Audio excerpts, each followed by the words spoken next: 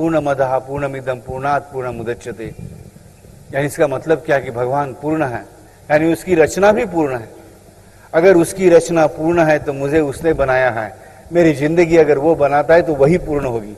उसके प्लान के खिलाफ सोचने की मुझे क्या आवश्यकता है। भगवान तेरा जो प्लान है उसके आड़े मैं कभी नहीं आऊं, बस यही कहूं। कर्म तो करता रहूंगा, नहीं कर्म का मेरी मैं मानव हूं तो मेरी कर्म योनि है, कर्म तो मुझे करना ही है।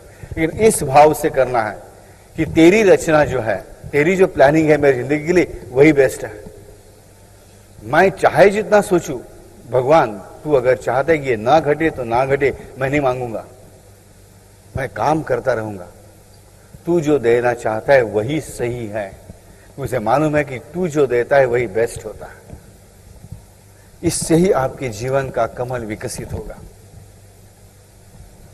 कोई डिफिकल्ट बात नहीं है, सही बोलता हूं आपको भाई, कोई डिफिकल्ट बात नहीं है। जिसका अनुभव मैंने नहीं किया है ऐसी बात को मैंने कभी उच्चारा है, अभी तक ना उच्चारूंगा।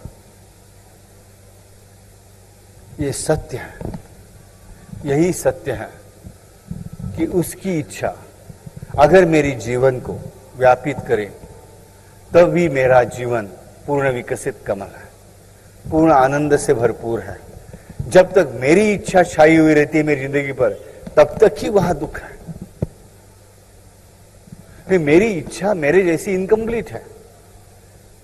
भगवान की ताकत अनंत है, इसलिए उसकी इच्छा ज्यादा पावरफुल है, ज्यादा पावरफुल है। तो इसीलिए भगवान की इच्छा ही मेरी जिंदगी पर हावी हो जाए, यही सही है।